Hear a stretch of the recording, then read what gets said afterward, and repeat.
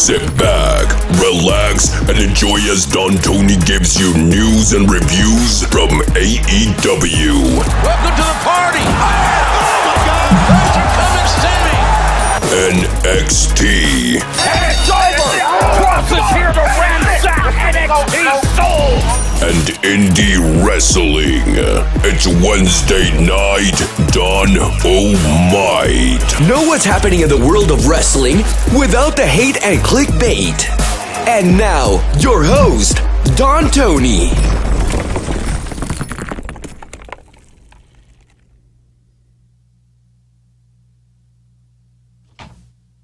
What's up, everybody? Thursday night. See the logo? There it is. Up there. Thursday night. Dynamite. Oh, boy. I'm already exhausted this week with wrestling. 4.5 hours of NXT Takeover. 2 hours of AEW. Even snuck in a little bit of Raw, which I kind of should have bypassed. Going to check out some Impact Wrestling tomorrow, some MLW. Then we got SmackDown, and then about 8 hours of WrestleMania.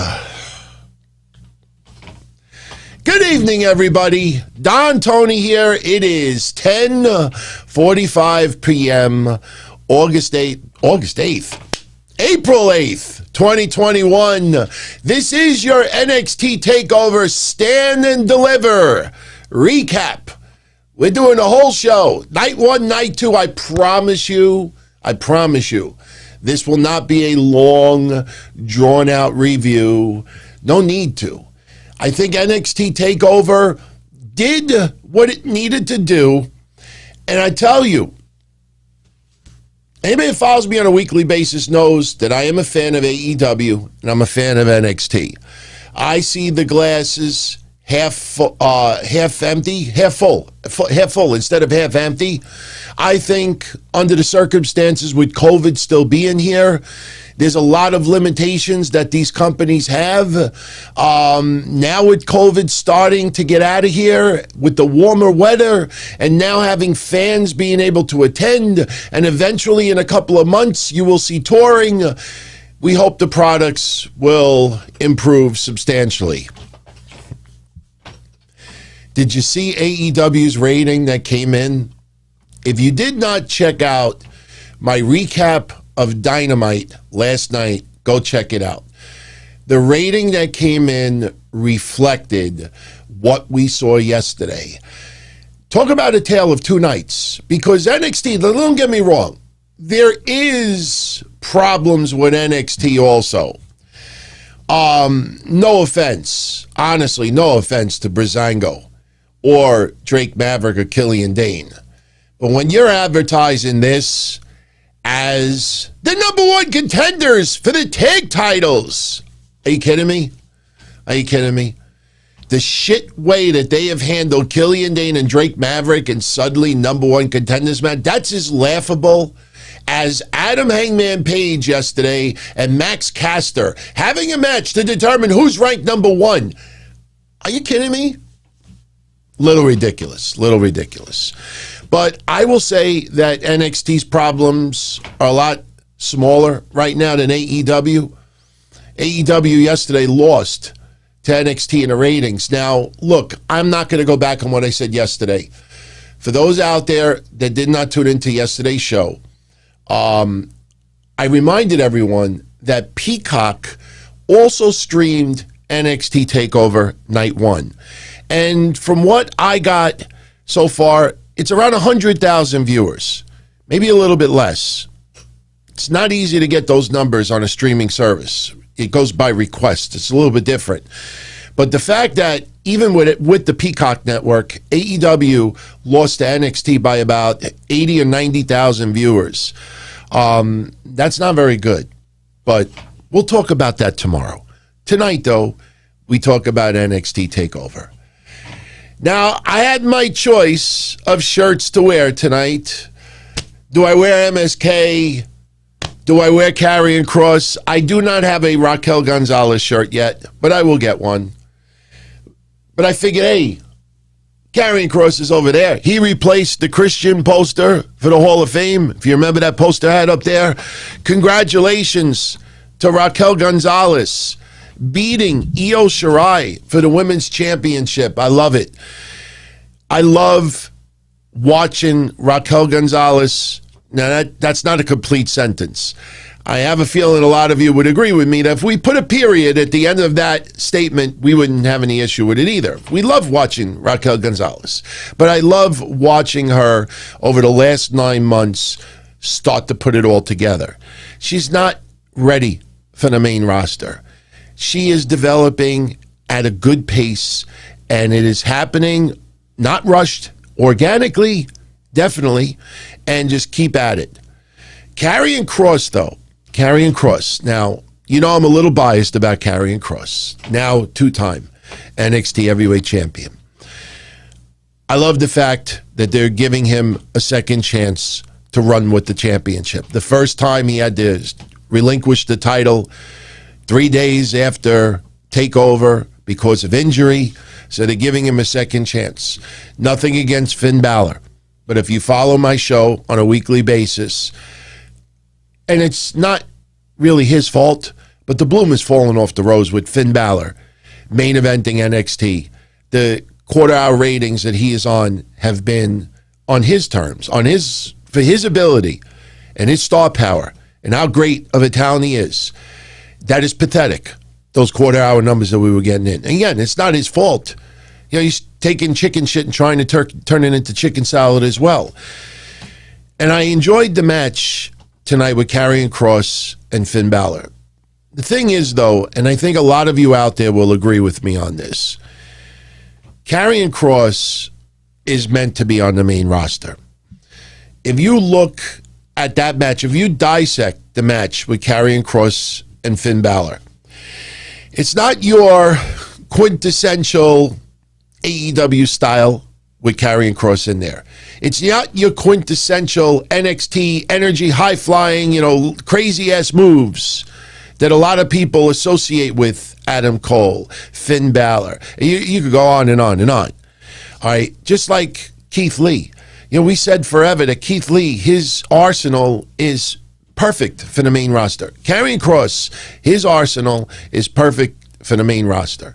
All right, NXT, for now, it's fine, but I brought this up a couple of times already. If Karrion Kross wins the championship, who is his first opponent? Who feuds with him next? And when you go down that roster, give me 2 or 3 people. It's not easy to come up with someone. It really isn't. My idea, and I'm not the only person, I think Mish came up with the idea as well. I know some of you have brought it up too. We'd love to see Aleister Black. Bring Aleister Black back to NXT. Aleister Black did an awesome job in NXT. You're doing nothing with the guy right now. Andrade, he's gone. I was very reluctant about bringing Andrade. I would have been fine with Shinsuke Nakamura coming back to NXT, because up until the Royal Rumble, we thought WWE is finally going to start using Nakamura the right way. After the Royal Rumble, it's a lot of smoke and mirrors if you look at it closely. Okay, Benjamin is saying he's sure that they have someone planned for Kross. Why don't you tell me, who do you think would be a perfect opponent for Karrion Kross right now in NXT? It's not his fault. It's just WWE. It doesn't feel like they have planned some of these things long term. Obviously, injury derails that. For the moment, though, right now, I am happy Karrion Kross is the champion. It's interesting to see how AEW is handling now going on the post. All eyes on AEW Wednesday nights. It's interesting to see how NXT is going forward. All eyes on NXT, unopposed Tuesday nights. You look at both sides of the coin and you see, 2 totally different formulas. WWE basically is just, to use Vince, and I'm sorry if your volume is a little low right now and it is kind of late, but, it's basically shake it up. We're going to shake it up. They've shaken up NXT going into their first week unopposed. We have new tag team champions, MSK. We have new women's champion, Raquel Gonzalez. We have a new NXT heavyweight champ. Well, she's not Raquel. New NXT heavyweight champion, Karrion Kross. We have new women's tag team champions for the last couple of weeks in Ember Moon and Shotzi Blackheart. Gargano retaining the North American Championship. I'm fine with that. I like Bronson Reed. But Bronson Reed, I don't think they really need to put a belt on him right now. It wasn't too long ago that, he lost some matches. He's not on any momentum right now. I love Bronson Reed's arsenal. He moves really well for a big man. But this was a story of small man fighting big man. I think the money with Gargano is Austin Theory making a challenge to Gargano. I want a shot. They've totally screwed up my favorite wrestler up to this point in Dexter Lumis. Almost all of you out there wanted to see Dexter Lumis go up against Gargano. You look at that wasted storyline with psychologists and tormenting and kidnapping and weird infatuations. Indy Hartwell likes Dexter. Austin likes Dexter. They're playing cartoons. And it has been filled with holes. I mean, we watched it on TV, the storyline, where Gargano paid the psychologist off to fuck with Austin Theory's head. No payoff. Nothing. Dexter Lumis, well, he's going to feud with LA Knight? Oh, where does that go? Where does that leave anybody? Cameron Grimes. Do you remember when they were starting to do those skits with the money? And I said, once he gets back in the ring, it's just Cameron Grimes, the same Cameron Grimes as before. What's the difference? Is he's got a couple of $100 bills in his hand? And you look what happened with Cameron Grimes. No momentum whatsoever. So, it's going to be interesting to see where they go from here. But right now, it's live for the moment. Now they're going unopposed. Let's see what they do. So I thought NXT for both nights was very good. I'm not going to lie to you. I liked yesterday better than today.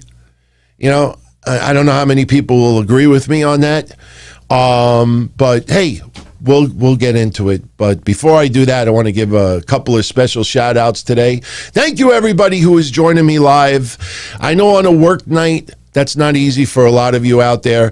Plus, everybody and their mother is now doing an NXT Takeover recap, right after it airs. So obviously a lot of shows are splitting live viewers now and everything like that. I'm always here Thursday nights. So it's really, I'm just starting about a half an hour later than usual.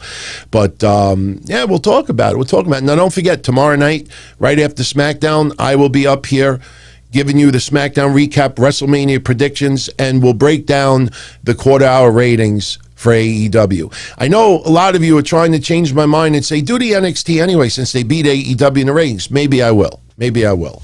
And yes, thank you, Harris, for reminding me. Frankie Monet is going to debut Tuesday on NXT, the former Taya Valkyrie. It was funny, last week we thought it was Frankie was the name of the dog. And no, it's actually going to be her name, Frankie Monet. See, I like that. That's what they should have done with Gigi Dolan. If anybody remembers when they brought in Gigi Dolan, you look at her. She's like a cross of Paige and Becky Lynch because of the orange hair, but she reminds me so much of Paige. And that's something about Paige early on. She had that look that people just flocked to. She's got an attractiveness, a unique attractiveness. Gigi Dolan, to me, looks like a female from France. Like sexy French. And instead of Gigi Dolan, that's so bland. I compared it to going to a supermarket.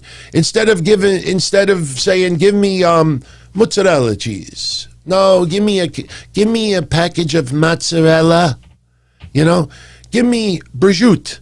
Give me you got some nice prosciutto imported? No, give me some prosciutto ham.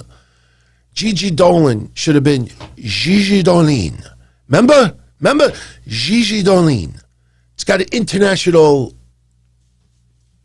twist to it. They didn't do that. So, since they didn't do that with her, Frankie Monet, I like that. Frankie Monet. I like it. I like it. So we'll see where it goes Tuesday night. Now, a couple of shout-outs before we start breaking down some of these matches. Crazy Cruiserweight. He did an advanced search. Well, Cruiserweight, we're not doing AEW tonight, but I will mention this because any little remark about who that is worth bringing up. He did an advanced search on QT Marshall, and the bad really outweighs the good. People don't care. Oh, Cruiserweight. Tune in to tomorrow night with the quarter hour ratings. That's all I'm going to say. Tune in tomorrow night to the quarter hour ratings. You will enjoy that. Tony Khan could praise him as much as he wants. Huge employee behind the scenes. But as far as a ratings grab, I don't want to get too violent here, but he could cause a lot worse damage on TV and the fans still aren't interested. So Ethan Kaufman doesn't understand people saying something is wrong with NXT. It is quality and better wrestling than AEW. Stand and Deliver is stacked.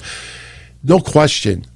Look, if the best that I could come up with right now is problems with, with a number one contender for the tag titles, you don't have too much wrong with it right now. What's going to happen is fans are now going to see NXT focused, laser beamed, and there's no denying it. We've talked about it before. NXT took their eye off the ball. They lost a lot of their identity the last year and a half. Even though everybody and their mother, other than the fans, we're not, we don't consider NXT competitors with AEW. Say, no, they're not competition. It is competition. Because every fan out there sees both shows on a Wednesday night, it's competition. And it gets into the heads of wrestlers in NXT who are not ready, not just physically, not just talent-wise, but also emotionally, psychologically. They're not ready for the big time and the pressures and head-to-head. NXT is supposed to be developing, nurturing, building, tweaking, adjusting, honing your craft, improving, changing things. That's what it's about. And because there was so much damn focus about all his attention because AEW was on the same night, you saw them fall into some of the problems that we can't stand on Raw and SmackDown. And there were times, look, William Regal. How do you screw up William Regal and turn him into a goof? I mean, think about some of his actions in the last 4 or 5 months. It's not his fault. But, I'm not going to repeat him. But the whole Kyle O'Reilly, Adam Cole, thing with running him off the road was ridiculously stupid. Speaking of Adam Cole and Kyle O'Reilly, very, very happy that Kyle O'Reilly won tonight. This was a match Kyle O'Reilly needed to win because Adam Cole is, without a doubt, the top wrestler in NXT. I said 2 years ago he should have been the number one wrestler ranked in the world. He was the MVP of NXT, especially during the early time of COVID. That guy is, your number one ambassador for NXT, inside and outside the ring. He didn't need this win tonight. Kyle O'Reilly had some high-profile matches with Finn Balor. A lot of us we appreciated Kyle O'Reilly. We enjoyed him in the Undisputed Era. We liked him teaming up a little bit with Bobby Fish, but in the end, Kyle O'Reilly, this is so wrong to say, but I think a lot of people will say Kyle O'Reilly was like the third or fourth wheel in the Undisputed Era. So he needed that breakout win, and he got it tonight. In my opinion, that match went a little bit too long. Not because we wanted to do the show and the recap, but the match went a little bit too long. I mean, the fans there live loved it. When you go live to a wrestling show, even if the people on the card are low-budget indie, you usually have an awesome time. So those fans got their money's worth. The fight told a wonderful story. I just think maybe if you end it 10 minutes sooner and make it a little tighter, I think it probably would have been received. I think towards the end, people like, come on already. So, but no, so Ethan, trust me, I think NXT has a lot less problems than AEW right now. Good thing about AEW is their problems, I think, can be fixed. So they're not a lost cause. I will not be one of those that spell doom and gloom for AEW. They need some reality checks in the ratings. Because Lord knows on social media and other podcasts, they will convince people in AEW that they're the greatest thing since sliced bread. You know, they're too afraid. They're too afraid to say any constructive criticism about AEW. They don't want to lose followers. They don't want to lose likes. You know, they're hoping for that magical retweet from Tony Khan so they could put it as their wallpaper on social media and maybe even tattoo it to their private parts. So they definitely can fix it. But since those people that really care about AEW are too afraid to address the negatives, then AEW is going to have to get it in the ratings department. And it's starting to show. It is starting to show, no question. Philip Maffey, am I going to still be doing recap shows for AEW after NXT moves to Tuesdays? All right, here's the deal. All right, here on YouTube, we have obviously subscribers. Everybody subscribes to the channel. Much appreciated. We also have memberships. That's when you see those cool emojis and, you know, little banners, but also those members are really kind of like my stockholders, and I go to them for, you know, opinions. And I went to our members here about a week and a half ago, and I said, look, how should I handle NXT on Tuesdays going forward? There's two options. I do an NXT recap Tuesday nights, 10 o'clock, 10:05. Then I do AEW recap 10:05 on Wednesdays. The good thing about that is the shows will be half the time because I only have to cover one show each night. NXT on Tuesdays, AEW on Wednesdays. 92% of them said, no, just still cover NXT and AEW on Wednesday nights. So as of right now, as of this moment, next Wednesday, I will cover NXT from the night before and AEW that goes on that night. But if NXT starts getting some big time momentum and the majority of you out there want me to cover them separately, then I will do Tuesday night NXT, Wednesday night AEW. I'll do whatever you want me to do. And as of right now, a majority says keep both covered on Wednesday nights. So that is the current plan right now. BJ, I did this the other day. Oh, wait a minute. Oh, boy, Cruiserweight, I owe you an apology. I just realized when he brought up QT Marshall, that was a comment that he said yesterday. I was looking at yesterday's comments. I was wondering, like, why is he bringing up QT Marshall during the NXT stuff? Roger Rubio says, what an awesome 2 nights. DT, love the 2 main events. Let's have a great show. Absolutely. Absolutely. Crazy Cruiser. Now, this one was today, by the way. Yes, wake me up after I go. Yes. I will do that spoof next week. If he has a great match, I will praise him. But if it sucks, I will do a rendition of Wham, and we will mock Mr. Ogogo making his debut. Like, who really cares? Seriously. Papa Shango Jr. got his first shot today. Feels like the chain knee to the back. I loved the use of the chain tonight with Adam Cole and Kyle O'Reilly. It told a wonderful story. I think Ivan Koloff would be proud of Kyle O'Reilly tonight. And you see the tale of 2 nights with the chain. We talked about it yesterday. And you use the chain to land a move on someone, not a move that's going to finish someone off. You use the chain to punish, to torture. And that's what they were doing. When Adam Cole, put the figure 4 on Kyle O'Reilly and he's using the chain, it's supposed to add additional pain. Make it more, torturous for Kyle O'Reilly. When Kyle O'Reilly wraps the chain around him and he's hitting Adam Cole, it's to cause more pain. Yesterday, Max Caster takes a chain, wraps it around his hand. Wasn't just a glancing blow. It was full-blown 2 count. Honestly, this is my idea of the 2 count yesterday. 1, 2.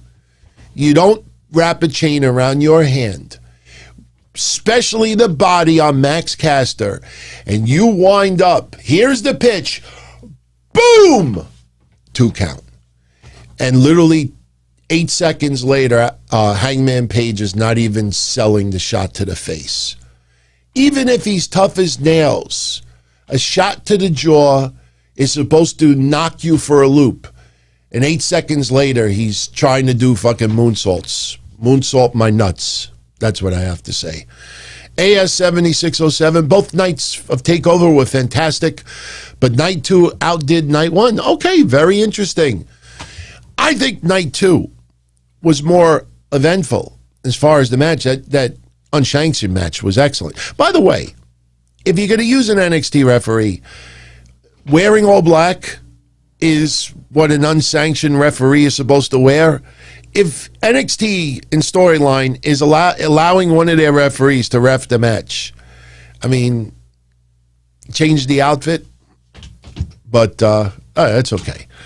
By the way, what did you all think of Santos Escobar bringing his 9-year-old on the stage to celebrate his win?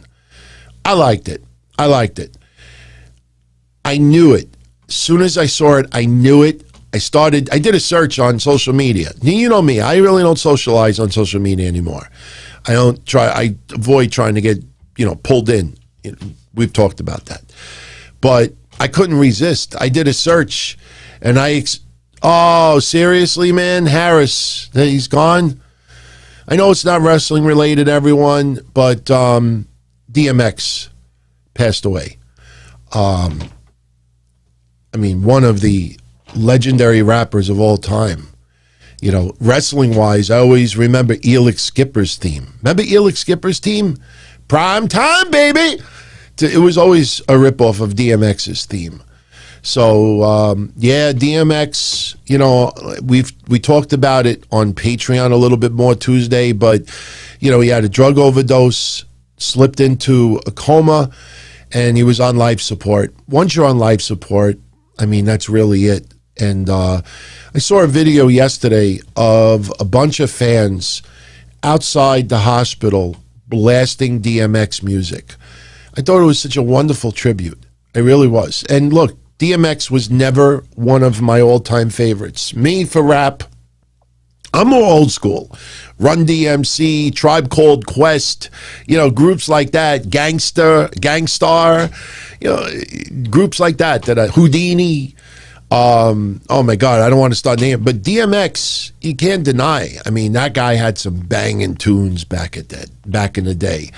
So yeah, rest in peace, man. Rest in peace. I'm sure we will talk a little bit more about that tomorrow. But Beastie Boys, absolutely crazy cruise. You know that already, Beastie Boys.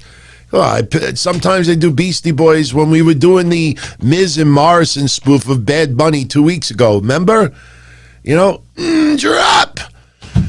So I personally enjoyed NXT Night 1 more than Night 2. I think the tag championships being put on MSK and Raquel Gonzalez, Karrion Kross, don't get me wrong. Out of all the title wins, I'm happy about that the most. To me, it was, okay, we've seen this before in WWE. Wrestler becomes champion, has to relinquish the title because of injury, and when that champion comes back, it's, okay, let's pick up where we left off, and they ultimately regain the belt rather quickly. We've seen that before. I don't think there was any doubt of Karrion Kross regaining the championship. This, and I guess we could start getting into some of the matches. This surprised me more than anything else. And I know I'm going a little bit out of... Actually, you know what? Before I do talk about that match, I have a request, everyone.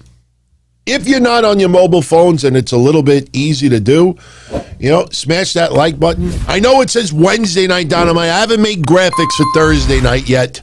This is a little bit out of the ordinary. I had to make a little quick logo to change it to Thursday night, I don't know, that font reminds me of Three's Company font, you know? Jason, I'll get into your remark in a second because I absolutely agree with you. Seriously. Yesterday, Zoey Stark beat Toni Storm. I bit my tongue all night yesterday not talking about it because we wanted to focus only on AEW. If you've been following my shows for the last month, what is the one move that is pissing me off more than anything else? Not the tope suicidas, that's so 2020. It's the freaking inside cradle.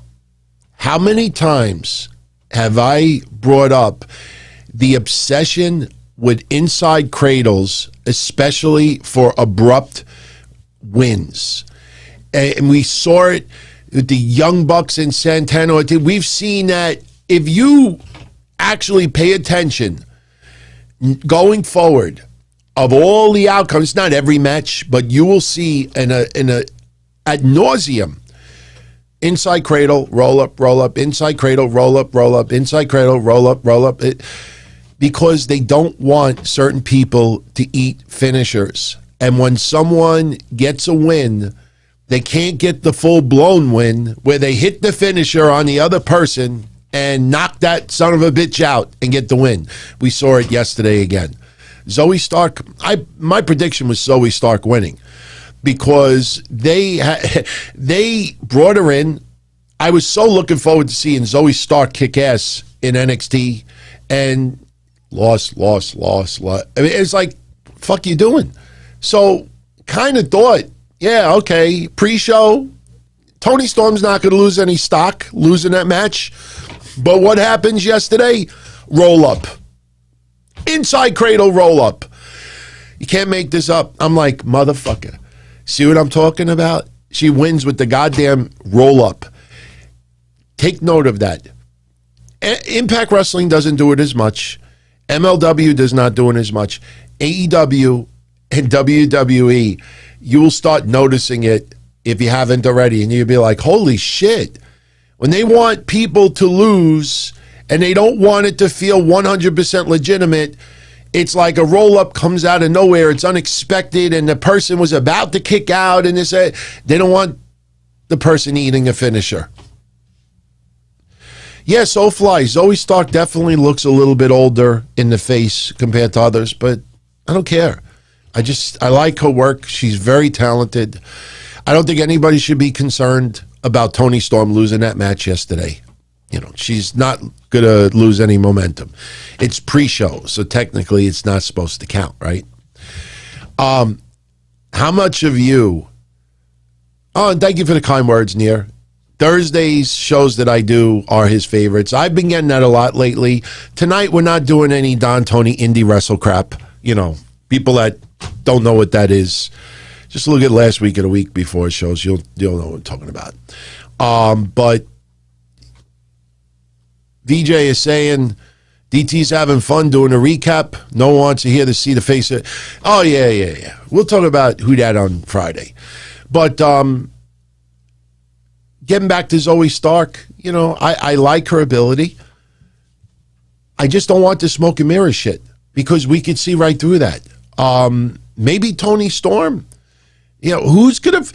I tell you, did anybody out there think who should Raquel Gonzalez's first feud be with? Feud... Well, that doesn't sound right. Who should be Raquel Gonzalez's first feud? Who should be her first feud? I think Dakota Kai and Raquel Gonzalez should now split. I think Dakota Kai maybe wants a friendly challenge or a match against Raquel, and it leads to a split. I think there might be some jealousy there. They have to do the jealousy storyline. Dakota Kai has to have her mouth water because Raquel Gonzalez has that title. I think, yeah, so a few of you say Dakota Kai as well. I don't think Toni Storm should turn babyface. Leave her exactly the way she is. She's fine. And I don't just mean that in the looks department. She's fine. You don't have to tinker with Toni Storm at all. The match yesterday was fun. And I don't think anybody should have complained about the outcome. Zoey Stark really needed a win, to be honest with you. What did you all think about Samoa Joe doing interviews? I loved it. I mean, I think we all agree Samoa Joe on commentary on Raw is a lot of fun. And if they're going to put Samoa Joe in some interview segments on NXT, go for it, man. And if this guy could get back to the ring, maybe NXT is the perfect environment where he could be doing a backstage interview, and then somebody decides to get a little physical with him, and that leads to an impromptu match. I don't think Samoa Joe should be taken off of Raw, though, because in having fun commentary, because we don't have the organic live fans making noise, the fun commentary helps deal with some of the cacas we see on TV. Rob James, do I think that Io Shirai is headed to the main roster? It's starting to look that way. Feels it. I loved Io Shirai kissing the mat yesterday after she lost. Christian, before he had his match with Frankie Kazarian, kissed the mat. I know if you want to talk about hygiene and everything else, I don't think their lips actually touch the floor. But, that's in Christian's case. It's a sign, hello, nice to see you again. Thanking God, if he believes in God, thanking God for the opportunity to reclaim 7 years that he lost because of retirement and injury. With Io Shirai yesterday, her kissing that mat, it almost felt like, thank you, NXT. Thank you for all the opportunity. Thank you for what you did for me. Now it's time to say goodbye. That's what it felt like to me. Who knows? Maybe Io Shirai. Because, look, a lot of people are pissed off that Bayley doesn't have a match at Mania. She may end up something. But we've been talking about the idea of the ding-dong hello segment. And now with the rumors of Ronda Rousey and Becky Lynch coming back soon, maybe one of those two end up answering the doorbell. But, hey, wouldn't it be interesting if Io Shirai showed up and got into it with Bayley a little bit? Just a thought. I'm not saying it's going to happen. Austin would like to see Samoa Joe versus Karrion Kross. That's not bad. That is not bad at all. I think that's a big leap, though, because Joe has not been in the ring for a while. So, not saying he can't do it, but that would be really... I could see Kross being interviewed by Joe and Kross getting a little bit cocky. And it was weird tonight looking at some social media. I don't want to mention any blue check marks, but there were people having arguments like who was the babyface and who was the heel in that match with Kross and Balor. As much as I love Kross, he's the heel in this match. I don't think you need brain surgery to figure that out. That was just weird. Like, seriously, you'll see it. Now, because I brought it up, you'll see some blue check marks without naming names. How's about just sit back, enjoy the match, and stop bitching about stuff that minute? The fucking match is going on, and it's telling a great story. And all you're concerned about is who's the babyface, who's the heel. Oh, Santos Escobar brings his 9-year-old son out. Oh, isn't he the heel? Why is he bringing his son? Are we supposed to like him? Is this supposed to be WWE's version of -1? Because I saw this was great that somebody wrote. Because Santos Escobar is Latino, is that technically -1? Seriously, this is why I don't like to mingle on social media. It causes brain cells to melt. It's like those smoking commercials when you smoke and everything turns to mush. That's what social media is doing to these people. Fuck the 45 likes. You're here. We're talking about it. This is my likes. All of you here. Fuck that social media garbage. Nina Strauss doing her instrumental version of the Star Spangled Banner yesterday. Enjoyed it.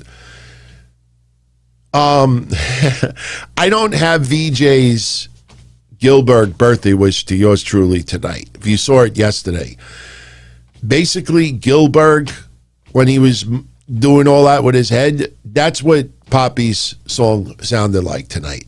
Now, don't get me wrong. Poppy is beautiful. That is her from Takeover tonight, and she is one talented performer. But halfway through that song, she lost me.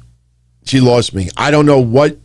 I remember as a kid, seriously, I remember as a kid listening to Suicidal Tendencies. All right? And that reveals kind of my age a little bit. And even when they would just yell, like you could still kind of make out some of the lyrics. But what tonight was, all I heard was Stand and Deliver, and that was it. That was it. So, yeah, Mish is a very big fan of Poppy. He's got good taste. I can't complain. She is one talented performer, no question. And she's a wrestling fan. So you got to admire that. You know, the $1,000 question is, do you think Poppy would ever enter the ring? Even if it was like a tag match or something? You think Poppy, and would you want to see that? Would you want to see that? So, Pete Dunne beating Kushida yesterday, pretty much what we expected. I don't know why so many people were surprised that Kushida lost. Kushida, I'll keep repeating it, love his tribute, continued tribute to Back to the Future. I love how the Japanese culture will pay tribute to a lot of pop culture icons. We've seen that in AEW. We've seen it with Kushida. Even when he had that match with Velveteen Dream, and Velveteen Dream did a little cosplay as well. By the way, where is he? Where is he? Maybe you bring him back. Maybe he needs to feud with somebody. I'm not saying with Kross, but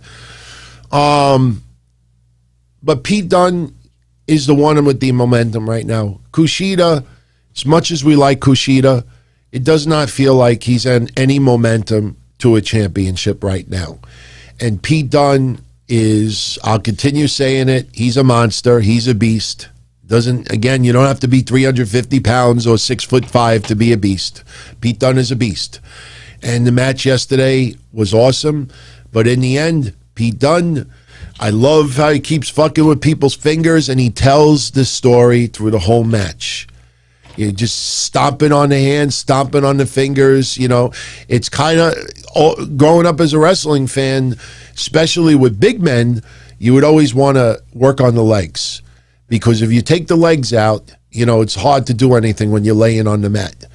When it comes to Pete Dunne, and he's wrestling strikers, not strikers as a mat, but strikers, you ruin their hands. Beautiful story. Love that Pete Dunne won yesterday. Even when they showed him at ringside tonight, he's got the Hobbs look on his face, like he's a little constipated, like, I got to go do, you know? So Pete Dunne beating Kushida. Bronson Reed winning the Gauntlet Eliminator. I briefly mentioned this yesterday. Austin answers this perfectly. Pete Dunne is such an asshole that he loves it. Pete Dunne comes off as the ultimate asshole. Pete Dunne comes off like anyone out there, whether you're heterosexual, homo, I don't care. But Pete Dunne comes across as if you're in a bar or a pub with your significant other, and Pete Dunne starts hitting on your significant other, or even just puts a look that person's way, like, there's nothing you could do about it. You're not going to go up to him, hey bro, he's taken or she's taken. Yo, bro, you ain't saying a fucking word. You're forced to just sit there and just act like you don't see it. Like, you know he's looking, but you're looking at your phone, pretending like you're text messaging, but you're not, and because you know you can't do nothing about it. But Bronson Reed winning the Gauntlet Eliminator, it's a tough way to look at this, because a lot of us like Bronson Reed. Bronson Reed probably should have gotten a little bit further at this point in his career in NXT. But man, they are so dropping the ball on Dexter Lumis. They just killed all this guy's momentum. And that storyline with Austin Theory and Gargano has so many freaking holes in it now.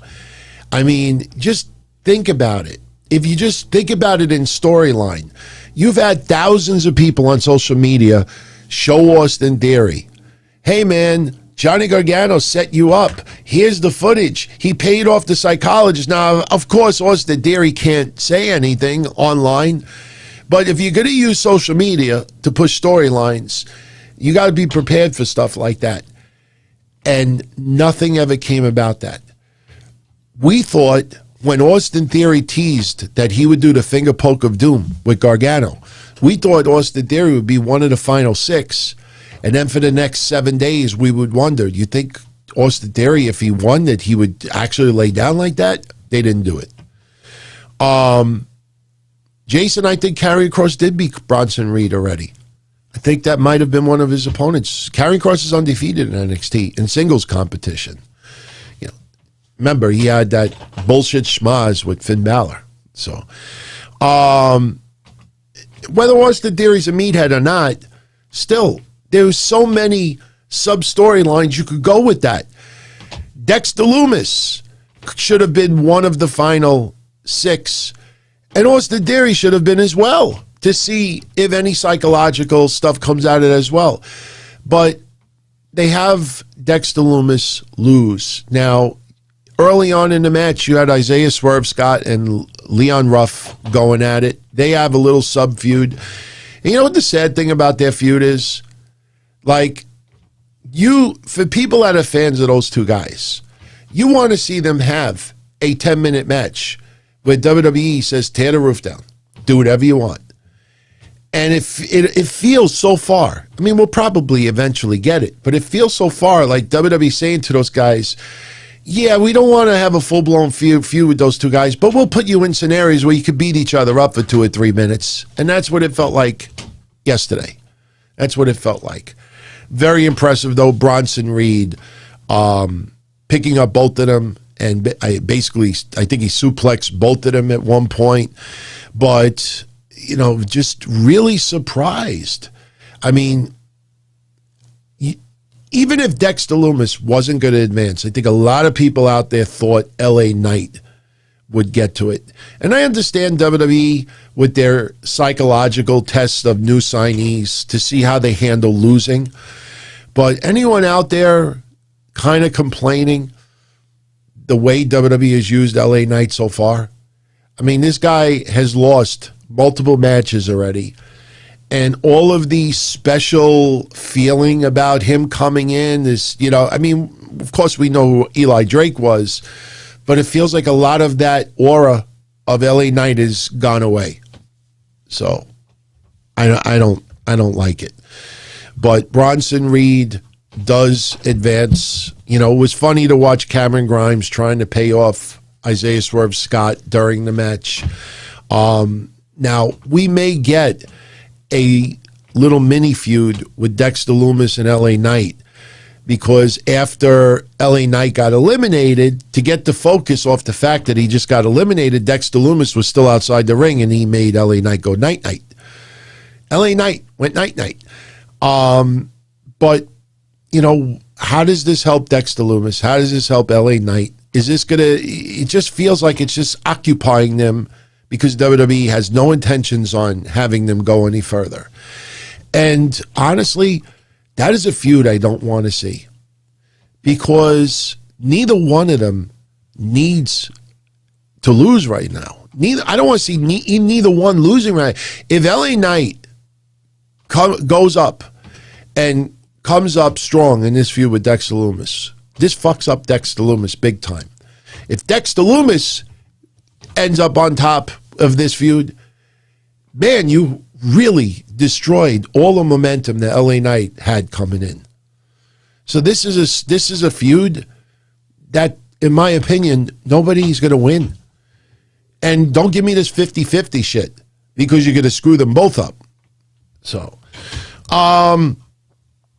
Bronson Reed advances.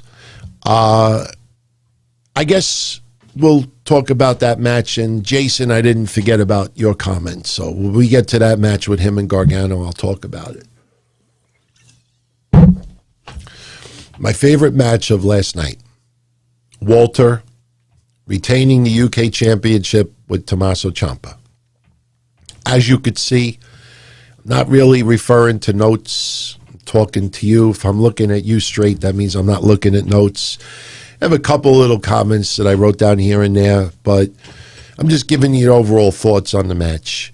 And if this sparks where you want to watch it, if you haven't seen it already, please do so. I apologize if my voice sounds a little bit, rash tonight.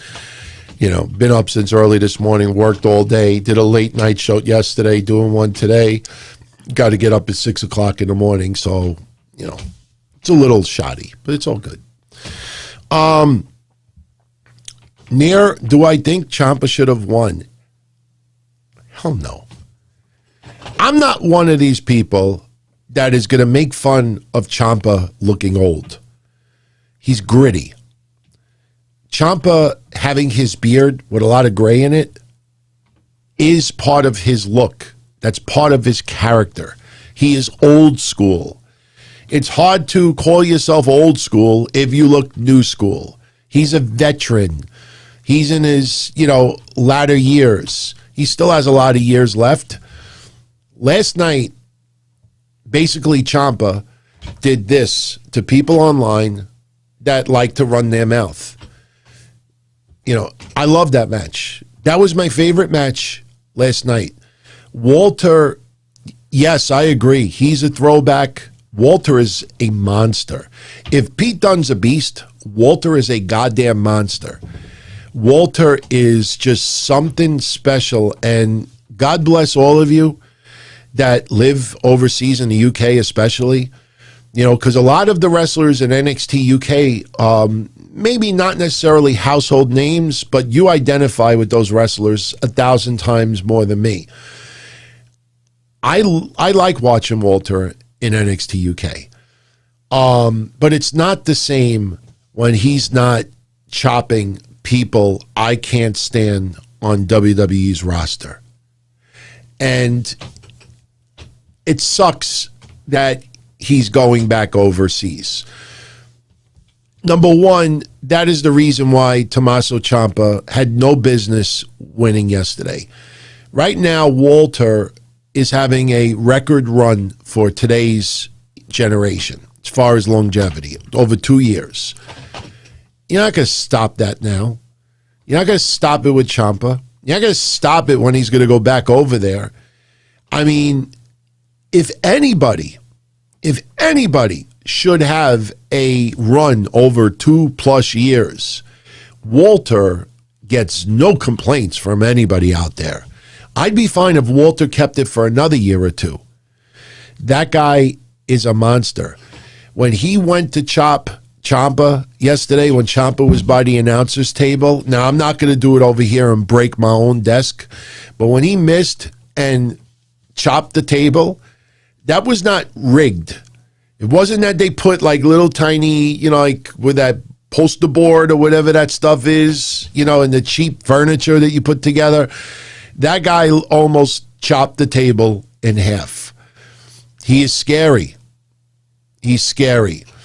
All right, maybe not necessarily 2 years, but still, record compared to our generation.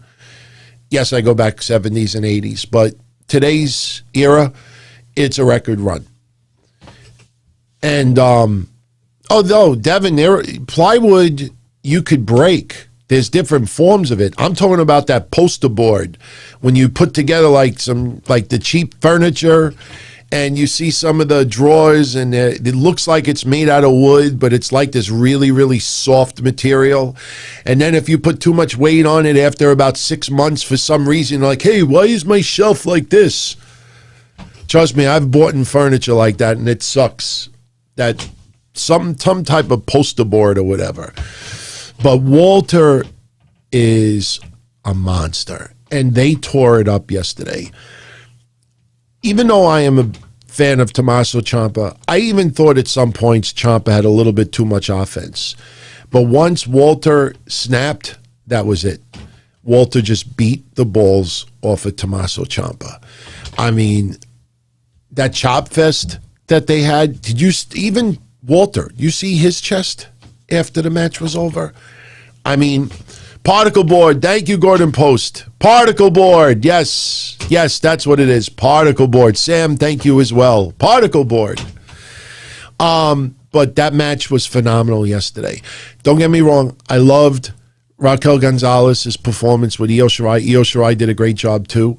But for me, Walter versus Ciampa did it for me yesterday. I mean, that the sleep suplex followed by the chop. There's not. I mean, that's it. I mean, it's gonna, whoever takes the NXT UK Championship off of Walter, it's going to be some special ass event. It will not be some fluke roll up inside cradle win. It better not be. It better not be. But man, I loved that match yesterday. Even if you're not a fan of Ciampa, I think if you watch this match yesterday, number one, you will admit that Ciampa could still go. No question. Number two, Walter is just a monster. He's just a monster. I wasn't kidding when I said this the other day, joking around. I wasn't kidding. Like WrestleMania, you go for WrestleMania weekend. Sometimes you could take pictures with wrestlers. Not right now because of COVID, but you know, sometimes you could. I would pay for Walter just to chop me once. I would sign all medical clearances. It's like cameo. It's like a physical cameo. I'd pay $1. I'd pay $100. Just chop me once. I take my shirt off. Just hit me with one chop. I don't care if his imprint is on my chest for the rest of my life. You know, I just, you know, and when you watch it in slow motion, that's priceless, man. Love Walter. Glad that he kept the belt yesterday. Now we talk about these guys. I have to repeat something that I said last week with predictions. Well, actually, it was this week, but I said it last week as well. Anybody that tunes in on a regular basis knows my feelings about the Grizzled Young Veterans. The Grizzled Young Veterans, their ratings suck. They are talented. No question, they're talented. But when you get this much time on TV for years and you still can't pop numbers, not only do you not pop numbers, but all too often you see 50,000 viewers leave. 60,000, 70,000. 1 week it was 110,000 viewers dropped during the Grizzled Young Veterans quarter hour. Their ratings are horrendous. Only Lorcan and Danny Burch. Again, I like Danny Burch 1,000 times more than I like Oney Lorcan. But those two guys hold records of the lowest ratings in NXT for main events. They own the first two. But the Grizzled Young Veterans went to the finals of the Dusty Classic last year. They went to the finals of the Dusty Classic this year. They lost both. Again, I don't like the Grizzled Young Veterans. It's nothing personal. They are very talented, but they haven't connected with me, and I don't know if they ever will. But you have to look at this in WWE's eyes. They obviously see a lot of value in these two guys. And especially that they get to the finals twice and lose. At some point, WWE has to reward these two guys. And I thought with fans starting to return, I think MSK, I went out and ordered their shirt on pre-order as soon as it became available, just to show that I'm a fan of theirs. So please do not misconstrue what I'm saying. I love the fact they got the belts. But I personally thought there might be more money or more of an entertaining storyline to see them chase for the titles a little bit longer. You know, I always bring up Dusty Rhodes. God rest Dusty Rhodes. God bless him. God rest his soul. And I'm not comparing MSK to Dusty Rhodes. I'm just bringing up a point. You know, I chuckle when, over the years, when some people say to me about the greatest, and NWA World Heavyweight Champions of all time. And they put Dusty Rhodes on that list. And I always say, so you think Dusty Rhodes is one of the greatest NWA heavyweight champions of all time? Oh, yeah, look, it's Dusty Rhodes, one of the greatest heavyweight champs of all time. If you add up all his title reigns, I don't even think it goes over 100 days. Dusty Rhodes, his money was always chasing the title. Winning the title was epic, but one time he lost it, I think, within a week or 2 weeks. Dusty Rhodes never kept the belt. All of his title reigns combined might be 100 days, around there, give or take a little bit. But money with Dusty Rhodes was always chasing. AWA with Hulk Hogan. Vern Gagne realized early on that Hulk Hogan had crazy-ass momentum coming out of Rocky III, and he was chasing Nick Bockwinkel for the title. It was insane how they were selling out buildings and how they were going nuts for Hogan. And Vern Gagne realized, fuck, we're not giving Hogan the title. They realized the money is Hogan always chasing the belt. So they teased it a couple of times. One time he actually was announced as the winner, but there was some bullshit finish and they gave the belt to Bockwinkel. And the problem with Gagne is he did it over again and over and over and over. Basically, the fans started saying, fuck you. And then basically Hulk Hogan started saying, fuck you, because he wanted more money, more opportunity, and deservingly so. And he left and went to WWF. So in MSK sense, I think there's more money in them chasing the titles a little bit longer. And I really believed that Grizzled Young Veterans were going to win it, because they have to be, as much as I don't like them, they have to be rewarded somewhere with WWE. Not just getting opportunity, not just going to the finals. You know how WWE goes. They got to give them over the edge one time. But they didn't do that. Gordon, you're right. The money's in the chase. The money is in the chase. And look at the perfect example. Again, no disrespect to either one of these teams. But tonight, in the pre-show, we had Breezango take on Killian Dain, Drake Maverick, to determine who the number one contenders are for MSK's titles. Now, you answer me this. Which is the hotter feud right now? Killian Dain and Drake Maverick versus MSK, Breezango versus MSK, or MSK versus the Grizzled Young Veterans? See what I mean? The Grizzled Young Veterans would have won those belts. You could have had a feud with MSK coming this close. Grizzled Young Veterans get themselves disqualified. Grizzled Young Veterans sneak out a win. You know, and you just go into the summer with that. No, they're not doing that. So now what do you got? You have two tag teams with zero momentum whatsoever, and they're not more contenders. Yes, Dream 101. We were talking about DMX earlier. Yes. Very sad. You know, we'll talk about it a little bit more tomorrow, but, you know, don't do drugs. I mean, that's really what it comes down to. It did bother me. So many media outlets out there that were leaving out the part that he OD'd. I mean, of course you want to pay tribute to the guy, deservingly so, but talk about a powerful message you send to young people out there, especially when people are vulnerable right now because of depression, because of COVID.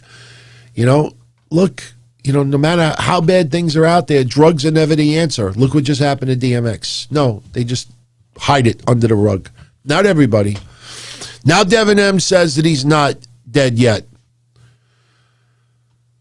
Says why I don't like talking about this stuff. But you know what? He's brain dead. He's brain dead. You're on life support. That's it. That's it. So, yeah, from now on, I can't do that with the chat room. Much love to some of you out there. And I know you want to pay tribute to some people out there, but unless I see news reports myself, I'm not going to go there. Yeah, not going to go there. Not going to bring it up again. So You could super chat me $1 million. If I don't have confirmed information, not going to do that. But still, I mean, it's inevitable, obviously, because of his condition. You're in a vegetative state. That's it. That's it. We'll talk about it tomorrow. I don't want to get off track with this. But so MSK win the tag titles. Wonderful story, man. Special team. It's interesting. You look at WWE over the years, you don't have dynamic like these guys that come across all that often. And it makes you wonder if WWE avoided teams like this over the years. And I'm not just talking about a black person and a white person or anything like that, but I'm just talking about like two almost like regular guys.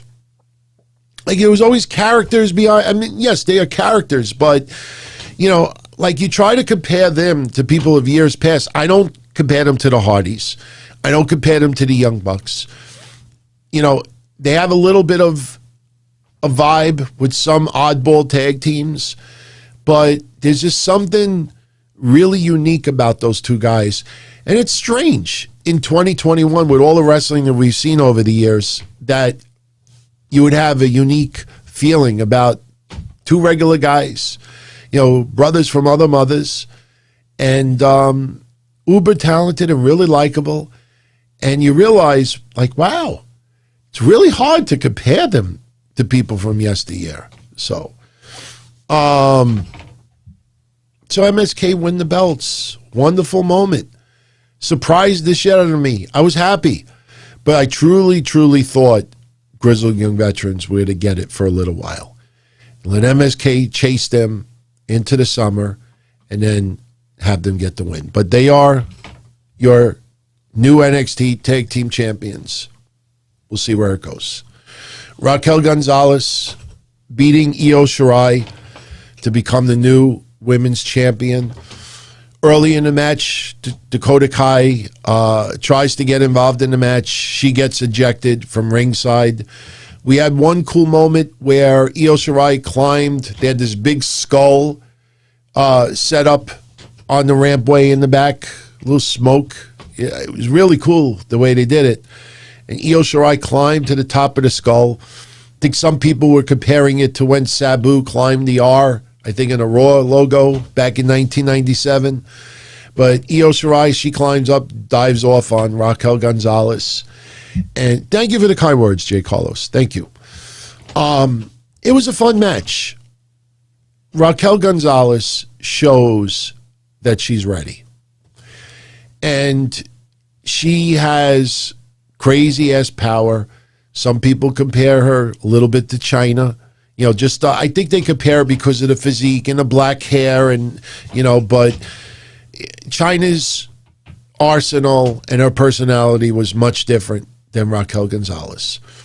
I understand why people make comparisons, but Raquel Gonzalez, you know, it's nice to see her develop and really, you know, like hone her skills over the last 9 months.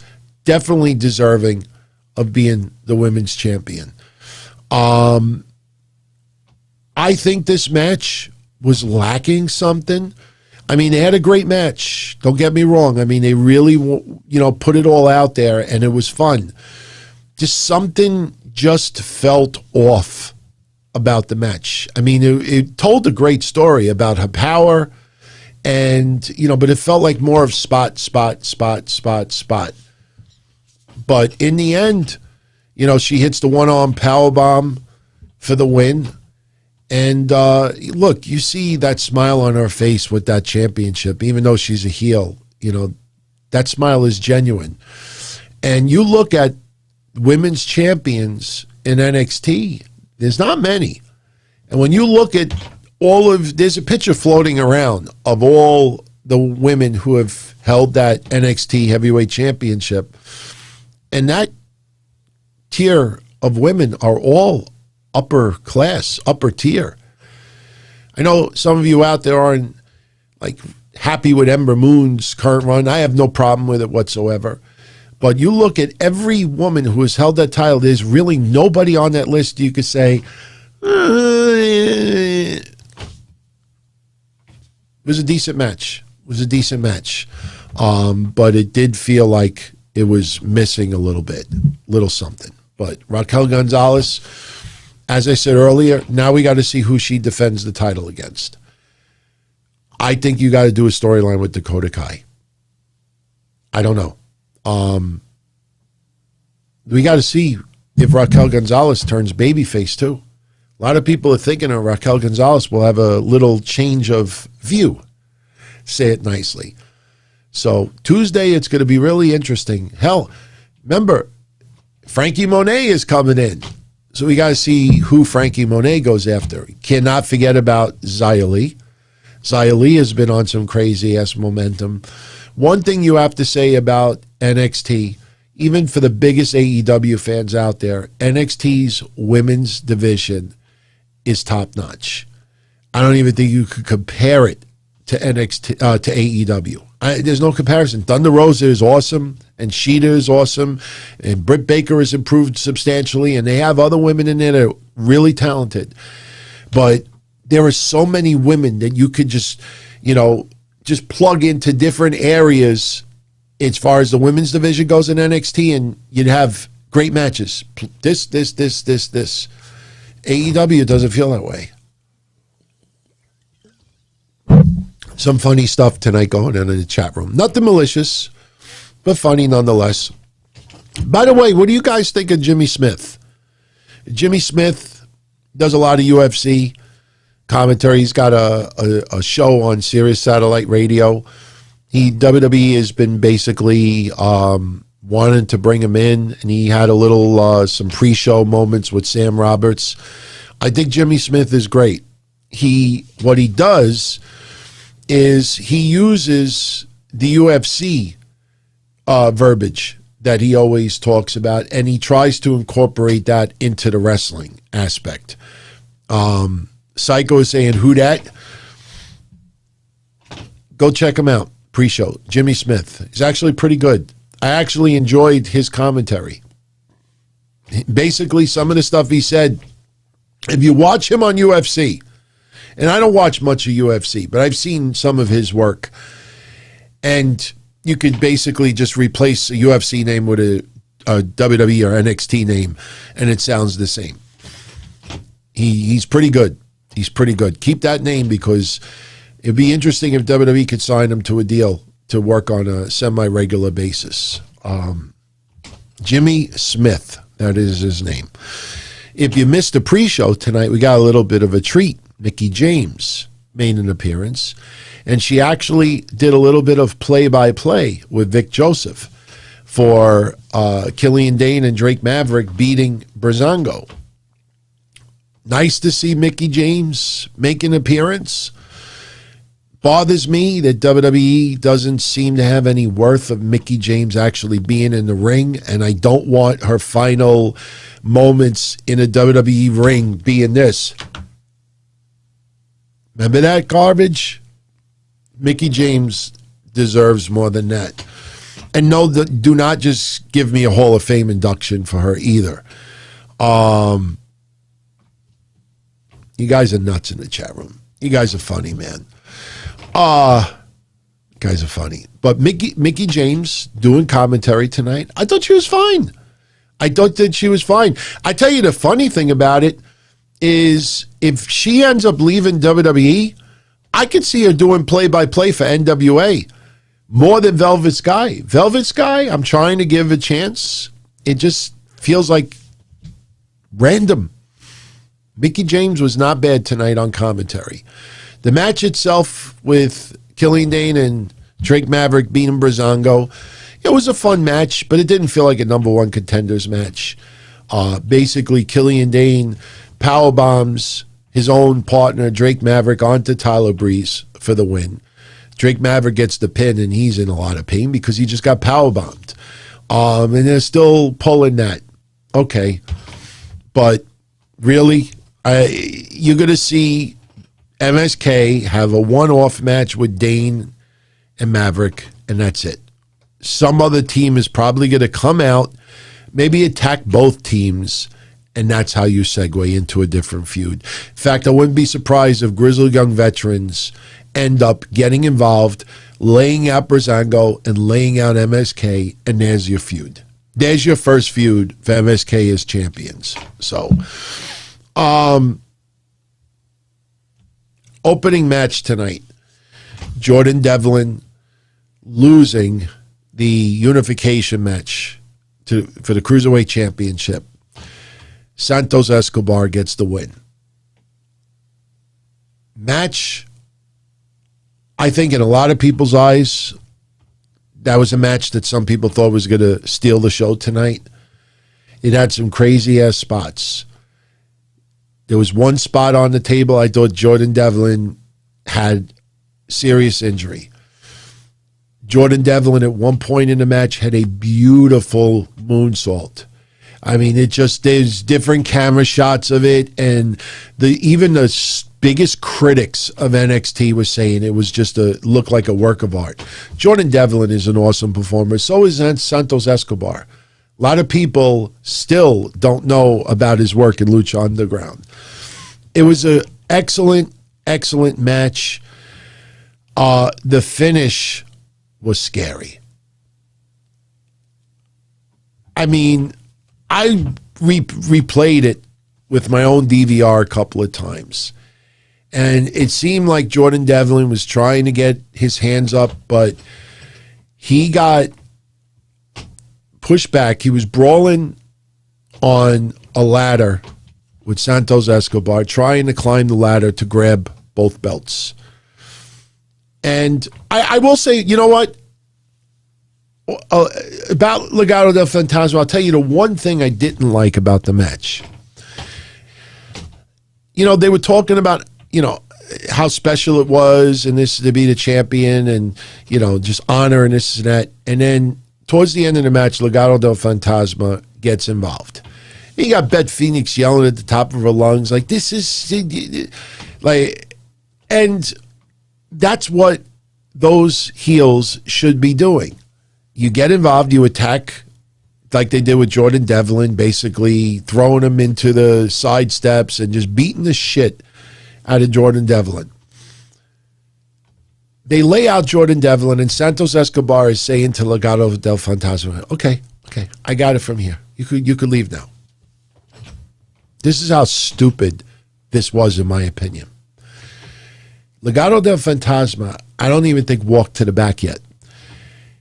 And Jordan Devlin somehow gets back in the ring and throws a chair at Santos Escobar. So he's back in the ring. Jordan Devlin starts getting the upper hand. And just in storyline, I'm saying to myself, why doesn't Legado del Fantasma just come right back out and just beat him up again? They laid him out. And Santos says, okay, you could go. And before they could even get to the back, Jordan Devlin hits Santos with a chair and starts beating the crap out of him. Why don't they just come out again? Little things like that annoy me. But the spot at the very end, to me, that was some scary ass shit. If you haven't seen it yet, go out of your way just to see the very end of that match. They were brawling on a ladder trying to get the Cruiserweight Championships. And Santos Escobar gets the upper hand. Jordan Devlin falls backwards into a ladder that is in the corner. When he falls into that ladder, his head goes like this, square into that ladder. And, I hope he's okay. I mean, I think he's okay. There was some early reports that, other than being banged up, he's fine.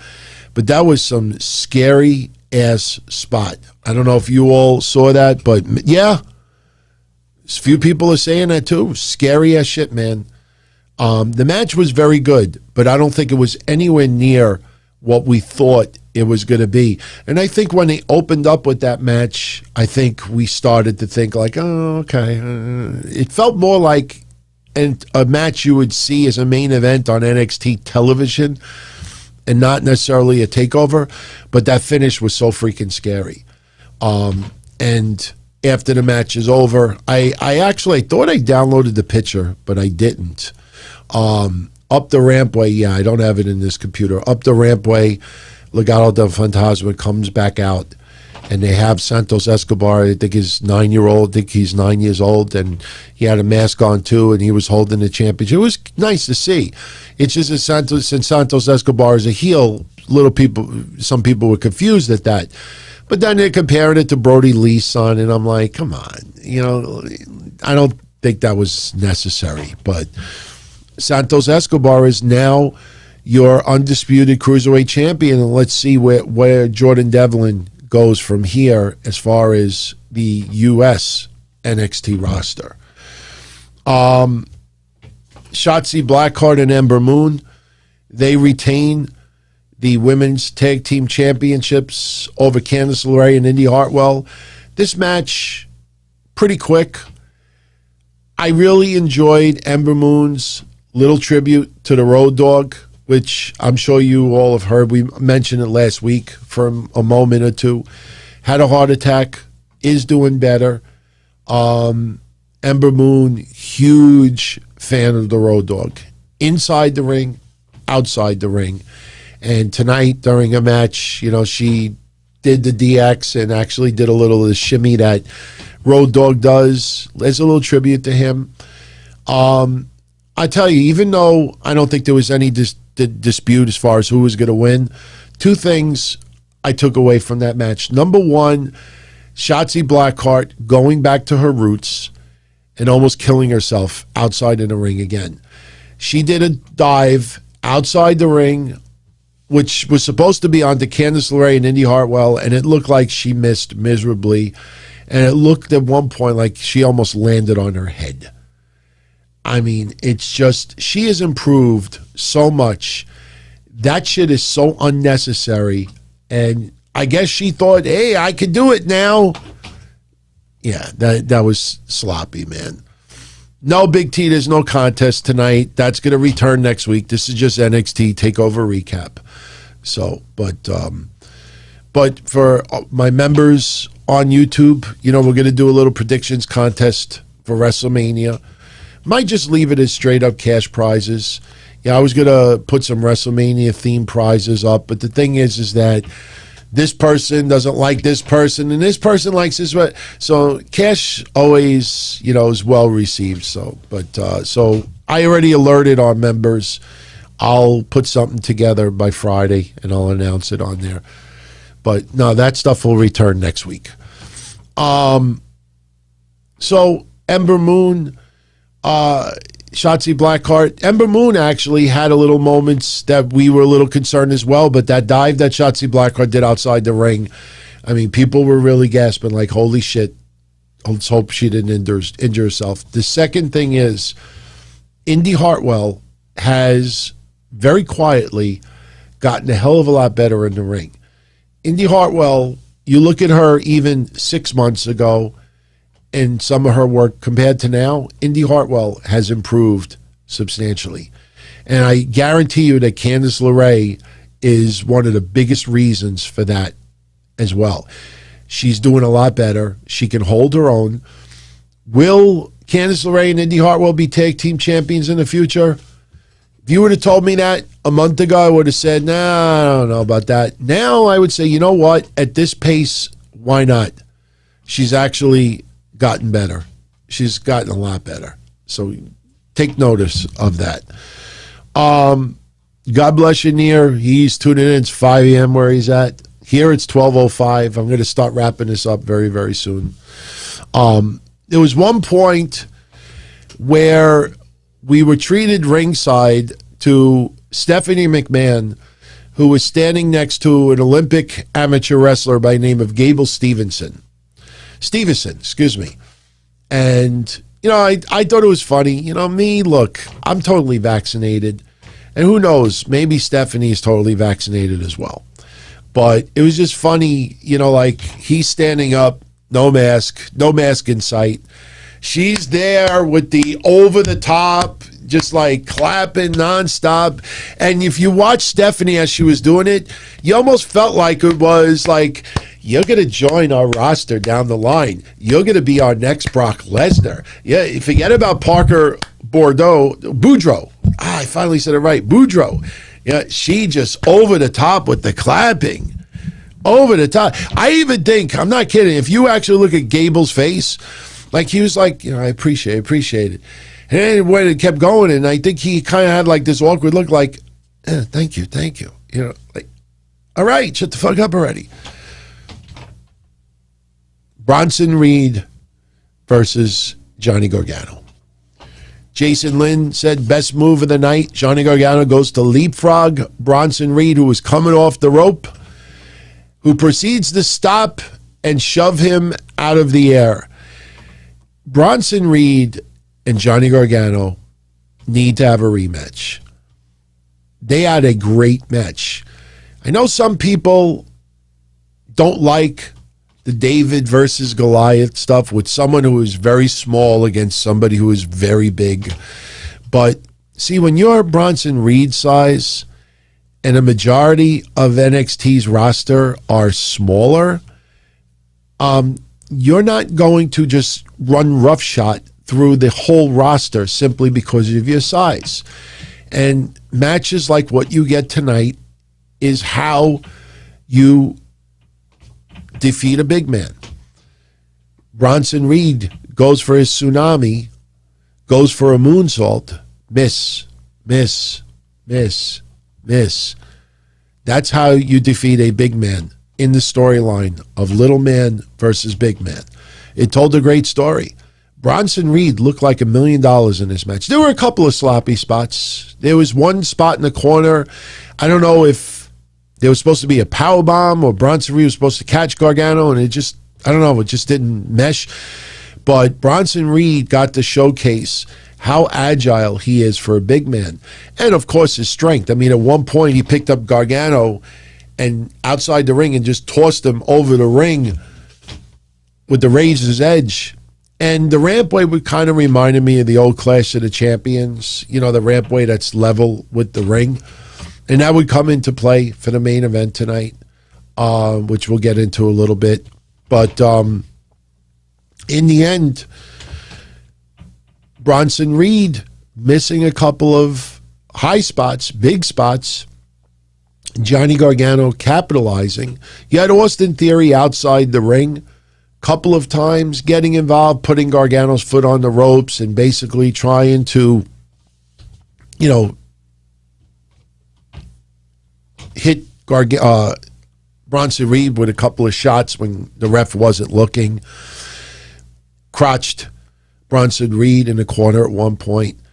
But Johnny Gargano had to hit 2 of his one final beats to get Bronson Reed to stay down. The first one, it just seemed to phase Bronson Reed. The second one was the killer. 2 one final beats, Bronson Reed goes down, Johnny Gargano pins him. Yes, a little bit of interference by Austin Theory, but overall the match was pretty straight up clean. Johnny Gargano gets the win. Now, I wanted to see Dexter Lumis. I said that before.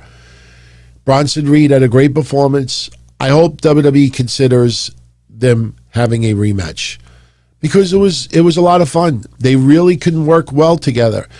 I just have this weird feeling we may see Austin Theory and Johnny Gargano maybe have a little bit with each other. And if that is still on the table, I don't want to see just a one-off rematch and pretty much the same outcome. So we'll see what happens. But Johnny Gargano gets the win, and he retains the championship. Soulfly Bill he's happy that we're talking NXT, but he's kind of bummed that we don't have the usual Thursday show tonight. Well, look, it's WrestleMania week. So, putting it aside for 1 week, it's cool, Plus, we don't want to get burned out with all that stuff. And then what happens 6 months from now, we don't have a lot of content to talk about, with the retro stuff and everything. But, I miss it. I absolutely miss it. But, look, NXT just had 4.5 hours of wrestling between the 2 nights. Definitely deserve to be talked about. So, and since we do a show on Thursdays anyway, I would seriously thought about covering night 1 yesterday. But I said, you know what? It'd be better if we just put it all together and just get into everything at the same time. Now, as far as WrestleMania goes, if you're not aware of it already, I will be doing a recap Saturday night for night 1, and I will do a second recap Sunday night after night 2. The reason why I'm not combining those two is because there could be 8 hours of wrestling. There could be 4+ hours each night, and I'm not going to do a 19-match recap. You know, it could end up being that much. So, we'll talk about that tomorrow when we get into specifics. So that really leaves us with 2 matches remaining. And I've talked about both matches a little bit already tonight. Karrion Kross beating Finn Balor to win the NXT championship. Finn Balor coming out with a red X on his shoulder. That was the spot that was injured when he won the Universal Championship and then had to surrender the title because of injury. So the X was the sign of his original injury. I know a lot of you out there were disappointed that we didn't get the Demon. I'm kind of glad we didn't get the Demon today because WWE has diminished the value of the Demon so much. The last thing I would have wanted was for them to bring back the Demon tonight just to have him lose. So, better to keep the Demon aside. Match was very good, told a really good story. I mean, early on, it was just straight up chain wrestling, feeling each other out. You know, a lot of psychology as well. You know, Finn Balor, trash talking Karrion Kross and vice versa. Finn Balor at a couple of points was laughing, as far as some of the antics of Karrion Kross. Benjamin, I did see Finn Balor last week with his interview, and people asked him if the Demon. I know about his inner stuff and this and that, but just because you do an interview saying that doesn't mean that it's officially done. And not only that, Benjamin, Finn Balor's been saying that for 2 years now. What Finn Balor said last week is nothing different than he said last year and the year before. If it comes out, it comes for the right reasons. And guess what? Right before Finn Balor came out tonight, if you didn't see it, they put some black and white still shots of Finn Balor during his career in WWE, especially NXT. And what did they put right smack center behind him right before his music hit? The Demon. The Demon. They threw that right in your face today. And he didn't come out with that. Look, the match was very good. Yeah, they put a picture of the Demon. You would think that right center, right before he comes out, maybe have the picture of him like this. No, the fucking Demon. Yes, I agree. Finn Balor looked like he was having fun. Karrion Kross was having fun. I love Scarlett getting very, very verbal during parts of the match, looking as beautiful as ever. This match, there was some great reversals by Finn Balor. Finn Balor hitting, the coup de grace and getting some great reversals, putting some submission moves on Karrion Kross, basically working his shoulder. That was a lot of the storyline as well because Karrion Kross had to relinquish the title because of the shoulder injury. So Finn Balor working on the shoulder a little bit too. And the first half of the match was more of telling a psychological story. But, for NXT standards and wrestling fans that are not really into Karrion Kross yet, it's not enough. It's not enough. And early on in the match, and this might be the reason why some people were having this debate on social media. Like, you couldn't, really tell, are they cheering Karrion Kross? Are they booing Karrion Kross? It seemed like they were indifferent for it. Then the match picked up. And once it picked up, it never let go. And Karrion Kross hitting a lot of power moves. You look at Karrion Kross's arsenal. You're not going to get high-flying stuff.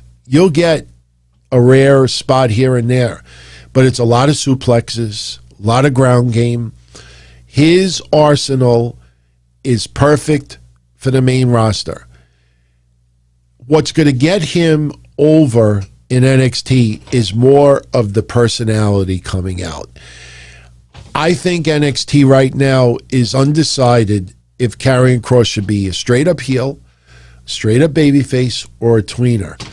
And the feud with Legado, Santos Escobar, is a perfect example of that. We look back on that feud, and their match that they had, that brawl, was awesome. But you look back on it, and you say to yourself, like, but wait a minute, Santos Escobar is a full-fledged heel. I think people were a little off about cheering for Karrion Kross. And then you have this little feud with Finn Balor, even though it came off early on as some mutual respect. You know, like, they don't know how to react, I think, towards Karrion Kross a little bit. That's why I think his next opponent is so important. It can't be a scrub. You know, and I'm not calling anybody on the NXT roster a scrub, but it can't be someone on a level like Cameron Grimes or a babyface coming out that's like in the middle. You know what I mean? Like, even though I love Tommaso Ciampa's match with Walter, I don't want to see Ciampa coming out there again. So it makes you wonder, like, who is going to be the first opponent for Karrion Kross' first feud? Because he could have a match against anybody as a champion. Look at Kenny Omega in a match with Joey Janela, Matt Sydal. You know what I mean? Like, it didn't lead to any feuds. But his first feud, that's going to show you where WWE wants to go with Karrion Kross. I think a lot of people will agree with me when I say that. Right now, it feels like you don't know how to react to Karrion Kross. Of course, you know, in the case of the Donzilla Army, because he's friend of the family, you know, it's of course we're biased about it. But for the casual wrestling fan, I truly think they don't know how to react. He did a couple of interviews last week. He did interviews with a couple of podcasts, even with Scarlett. They're talking about relationships, how they met, their first kiss, and Karrion Kross oozes charisma, and he's smiling. He's a very likable person. And you look at the interview and like, man, this fucking guy's cool as fuck. But that doesn't necessarily mean you're supposed to cheer him when he's out there performing. Do I think Finn is going back to Raw or SmackDown? I don't know. I mean, I think, in my opinion, he's got to stay with NXT longer, because he is a familiar face. He still can go. The crowd was into that match tonight. And some of his horrible ratings on NXT was more of WWE storytelling than anything else. So you take him out of there, you need that main roster sort of veteran face to be almost that focal point. It's not going to be Adam Cole right now. He's going to be selling that match for a little while. So I say, you know, we got to keep him in NXT for a little bit longer, in my opinion.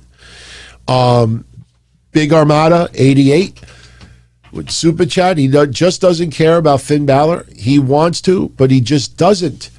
He's just leather jacket guy to him. I totally understand what you're saying, man. I mean, Finn Balor at one point had this aura about him.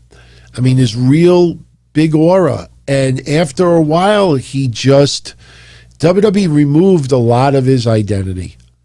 I think that's what it was about. You know, just because you say, you know, that, you know, you could be sick and twisted without wearing face paint. The face paint is spectacle. The face paint is entertainment. That's what wrestling is. It's about style, substance, telling a story. It's about the visual. That's why you have pyro. That's why you have all crazy ass colors and looks and great outfits. And, you know, so you can't just stick, well, I don't need the face paint to be psychological. That's a selfish comment. Fans want to be treated to spectacle. And that's what the demon character brought. So no matter what excuse Finn Balor, the only excuse that I would accept from Finn Balor is if he did an interview and said, I don't have my makeup. My makeup got lost in luggage. That's the only excuse I would take. A forgotten island. It's the only excuse I would take. Saying, I got the demons are in my head and this and that. We don't give a shit about that. We want to be entertained. Dress for me, bitch. Put on the outfit. Spectacle. Why do you think people have pyro with their entrances and this is that? All the colors and the crazy ass outfits. It's the visual. Nobody cares. I got the anger in my head. Sounds like a low budget Nikki Kross. Me. I got the anger in my head. It's no excuse. I'm too lazy to put it on. But we know it's WWE. It's not Finn Balor. It's WWE's decision not to have him come out with the makeup. That's all WWE. So you take away some real specialness about him in that visual, and then you put him with a Shangada storyline on top of it. That hurts, man. That hurts him. In the end, Karrion Kross got the upper hand. Got really physical with Finn Balor. A couple of suplexes. The shots to the back of the neck. Did you see all the camera switches they did? You look at those shots, Karrion Kross obviously doesn't want to really hit the neck. So he had to go lower to not legitimately hurt the guy. So what does WWE do? Camera shot here, camera shot here, camera shot here, camera shot here. They did like 5 or 6 different camera angles while he's doing that. And to me, that kind of hurt it a little bit because you couldn't stay focused on the damage it was doing. Go back and watch that and you'll see what I'm talking about. But after he nails him in the neck a couple of times, another suplex or two, and then that's it. Nails him one final time in the neck. Finn Balor goes down. Karrion Kross gets the win. Very happy for the man. First time around he won the belt. He had to give it up in 3 days because of injury. I hope when we're done with the show tonight, I don't hear anything about injury. So now we finally get to see what this guy could do. Remember, he's still undefeated as a singles wrestler. So I don't expect him to lose any matches anytime soon. Hopefully we don't get any dumb fluke wins with roll-ups, that we inside cradles. But I'm really curious as to who the first feud is going to be. I mentioned at the beginning of the show, would love to see him go at it with Aleister Black. I think that back and forth banter would be freaking phenomenal. I think that psychological aspect would work perfectly. It would give new life also to Aleister Black, something to do. And it's different. It's different. So we'll see. I doubt it, but we'll see. Congrats to Karrion Kross. Plus, look at Aleister Black's in-ring style. And look at Karrion Kross's. They kind of look like they would really, really mesh well. So the more you think about it, I could see Karrion Kross and Aleister Black really going at it with their styles. They really, I think, would gel really, really well. So we'll see. We'll see. Main event. I touched on this a little bit earlier. Kyle O'Reilly defeating Adam Cole, unsanctioned match. Referee comes out dressed in all black, not wearing a referee shirt. And as I've been saying for a while now, Kyle O'Reilly needed this win. Kyle O'Reilly, I don't think will ever be a main eventer on a regular basis for NXT. It's nothing against him. I freaking love his work. I don't see enough people connecting with Kyle O'Reilly. I say continue doing what you're doing with the guy. and just let it happen organically. If it happens, it happens. If it doesn't, it doesn't. Don't force it, because it'll cause damage to the guy. These two beat the shit out of each other. Loads of chairs. Chain was used all throughout the match. We had ring steps used. A lot of trash talking. Adam Cole getting in Kyle O'Reilly's face. Since I was a kid as a wrestling fan, I love the nut shot, where you not only do the nut shot, but you got to keep the arm there for a couple extra seconds, and you see the person in pain. Adam Cole did that once or twice. Kyle O'Reilly did it at the very end. I love the feud. I think WWE should have been concerned when they did the contract signing and then had what they had afterwards. And the overrun was very, very tiny. This was after an AEW event. I think that was of concern. When Finn Balor fought Adam Cole, NXT main event, not too long ago, that main event rating was not good. When Finn Balor fought Kyle O'Reilly, the main event of NXT, that rating was not very good. This, because it had the takeover backdrop, immediately made it feel more special. That's why NXT won in the ratings yesterday. If this would have been a regular episode of NXT and they hyped the same exact matches, AEW probably would have won in the ratings yesterday. But because you used the takeover theme to it, it feels extra special. It feels more meaningful, even though, it's really, that's all you're doing. I saw a lot of people complaining today about using the chain so much with no blood. We had straight chair shots thrown into the heads, no blood. I don't expect blood in that match. It was to tell a story and to really tell a story of hatred between two people. I love the vignette that led into the match where Adam Cole was asked, do you think you would ever be buddies with Kyle O'Reilly again? And they showed pictures of them when they were a lot younger. And Adam Cole, anything is possible with Adam Cole. Right now, there's just this utmost hatred. And that came across in the match. For me, the match went about 10 minutes too long.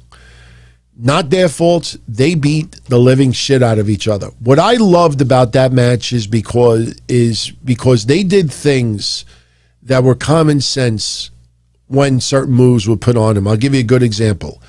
Kyle O'Reilly puts a leg submission on Adam Cole. So what does Adam Cole do? He takes his other leg and starts kicking Kyle O'Reilly square in the face over and over and over. If any of you were put into a one-leg submission and you were trying to get out of it, your first reaction would be to use your other leg and kick that son of a bitch square in the face as much as you can to try to get him to break it. What does Kyle O'Reilly do? Kyle O'Reilly says, all right, you want to do that? He grabs both the legs and puts the submission on both the legs. It told exactly the story it needed to tell. Towards the end of the match, we had a gimmick spot up the rampway. You had Adam Cole, Kyle O'Reilly, I think was on his back and fell forwards into the center of the rampway. And, you could tell, like from underneath, they loosened all the things so they could go through it, a la Taz, Bam Bam Bigelow style ECW. Great visual. And my God, look at Kyle O'Reilly's back after that match was over. This man took some crazy ass. Look, that guy deserves to go off the air on top, closing a 2-night excellent NXT Takeover event. Seeing Kyle O'Reilly with his hand raised, I did feel bad when the very end, right before he went off the air, he raised his hand. There was no reaction because there was virtually no fans still there. and that sucks. But the guy just put it all out there. And his matches with Adam Cole, the War Games match, Finn Balor, the guy has really showed everyone that he is a special kind of person. Let's see if he can keep that going. Who knows? Maybe Kyle O'Reilly will take on Karrion Kross. Just an idea. I don't know. I don't know if that would work right off the bat, because I don't know if the fans are truly behind Kyle O'Reilly as much as maybe some people in NXT think they are. I'm not sure about that yet. But they just beat the shit out of each other. There was a couple of concertos teased. The very end, Adam Cole had 2 chairs upside down with just the legs sticking up, and it looked like he was going to just put Kyle O'Reilly on the rope and just back suplex him into those chairs. Yes, Joe, you bring up a very good point. Kyle O'Reilly, with the Undisputed Era finally splitting, this is really his first time really showcasing himself being on his own. Well, when he was going at it with Finn Balor, he kind of showcased this stuff on his own too, because the Undisputed Era really, wasn't the focal point with that. But I get what you're saying. And, they did use the Undisputed Era chairs tonight. It seemed like they used the same chairs from War Games, the chair with the Undisputed Era logos. But, man, it was a tremendously physical match. I mean, when you have an unsanctioned match, you just beat the balls out of each other. Now, somebody asked me this a few moments ago, Puffy89, who had the better unsanctioned match, Adam Cole or Britt Baker? And you're saying I might have, I don't think I skipped anything you said earlier. Was this? No, this was from yesterday. Hold on. I'm going through. No, this is the only one that I see over here. Yeah, I'm going through it. It's the only one I see over here.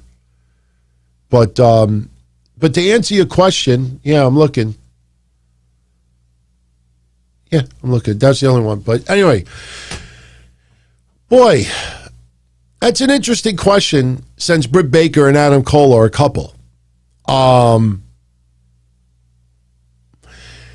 See, I think Britt Baker, and this might be splitting hairs, I think Britt Baker and Thunder Rosa was more of a hardcore match than an unsanctioned match. I mean, I'll tell you the truth. I know I enjoyed Britt Baker and Thunder Rosa more.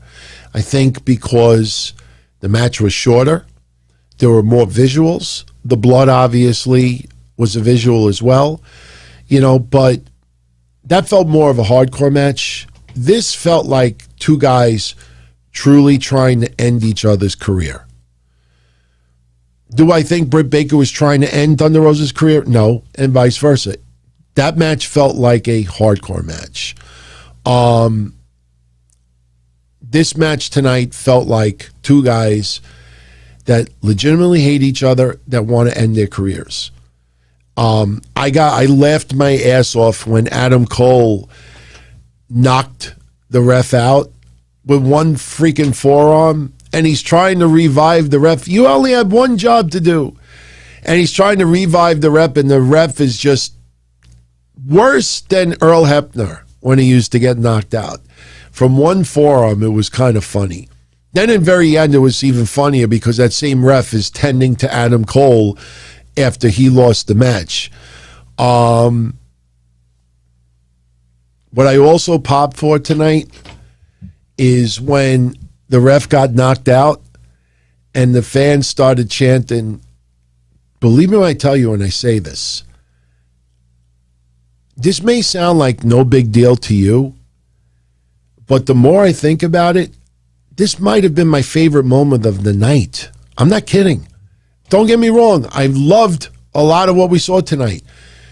But the more I think about it, when Adam Cole knocked that referee out and the fans started chanting, "You deserve it," that is something that has not happened in over a year. And what is that truly? Yes, we've had some fans in NXT before, but this was a live reaction that WWE could not pipe in. So the fans going rogue, wanting another ref, telling this ref, "You deserve it," getting his ass knocked out, that's something I miss in wrestling so much. That organic, generic response of how the fans feel, even if it's not what WWE intended it to be. The more I think about it, that made me feel like, man, it feels good to have rogue fans in attendance again that just want to, man, you think you underestimate how much you miss it. So I kind of enjoyed that tonight. But so to answer your question, Puffy, again, I think Britt Baker and Thunder Rosa was more of a hardcore match than anything else. So I'm not trying to take a cop out over here, but the animosity and the hatred was two totally different storylines, in my opinion. So I wouldn't compare the two. I don't think we should. I, again, think I enjoyed Britt Baker and Thunder Rosa a little bit more, probably because I wasn't expecting as good of a match that we got. We heard that they tore the roof down because it was pre-recorded. But when I watched it, I'm like, wow, this is a hell of a lot better than I thought it would be. I think we thought Adam Cole and Kyle O'Reilly, they're not going to disappoint. Britt Baker is such a wild card with that. So that's my views on that. And he gave a shout out to NXT UK today as well. Walter and Rampage had a battle in addition to these great. Now, I got to check that out. You're talking about Rampage Brown, right? Few people were telling me, like, you got to check out Walter and Rampage Brown. And I said, okay, all right. You got to, like, fit it in the schedule now with everything that's going on. But, we don't want to get burned out, watching this crazy amount of wrestling all of a sudden. I mean, it's fun and everything, but, it's kind of like if you go to a restaurant and you get a really good dinner, you don't care if the dinner's kind of small. But if you get some real good quality food, that's good enough. You don't want to walk in a place and eat 50,000 things, and most of them were kind of like average at best, but because you're just pigging out, like I'm stuffed. I don't want to feel that way with WrestleMania.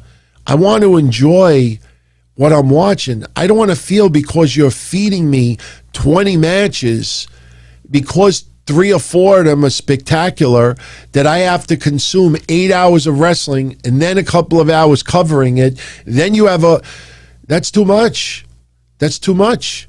So it's overload, but you don't have to have overload. I mean, I understand with WrestleMania, you want to try to get everybody involved as much as possible, especially after a difficult year. I think everybody in WWE on that roster deserves something because of the extreme circumstances we've been in, but not at the fans' expense. If you got to do a battle royal, do the battle royal. But I don't need 20 matches. Don't give me 20 matches simply because we're giving you so much. You got to like it. No. Yeah, I know the Andre the Giant Memorial Battle Royal is Friday. Yeah, we'll cover that tomorrow. But you know what? I haven't popped an Ambien yet to pass out tonight. Puffy89, do not super chat this. I order you not to super chat this, but just tell me in the chat room or someone else, is the match with Walter and Rampage Brown, is it available online or on the streaming service? If it is, I'm going to watch it before I go to sleep tonight, and I'll definitely comment on it tomorrow. Look, it's great to have all this wrestling. We're wrestling fans. We love it. But at the same time, though, there is a point where it's just too much. And did we get too much with NXT? 4.5 hours? No. But I think, a little bit of tightening here and there. You could have chopped a half an hour off, but tomorrow we have 2 hours of SmackDown. Okay, it's on Peacock. All right, so I am going to watch it tonight. As soon as I'm done with the show and I get this online, I'm going to go check it out. But anyway, with that said, I think I'm going to jet out of here. Believe it or not, right now, we're almost literally to the seconds, exactly the same amount of time that we streamed yesterday for AEW Dynamite. So I went overtime yesterday because I had some rants to get off my chest as far as the current product. But tomorrow night, I will, Devin M., email me, dontony@dontony.com. I'll talk to you there, for sure. But join me tomorrow night, Friday, 10:05 p.m. Eastern. I will get into SmackDown. We'll run through that quickly. But we'll do WrestleMania predictions. We will get into the quarter-hour ratings for AEW. Maybe I'll do NXT, even though it's not complete because of Peacock.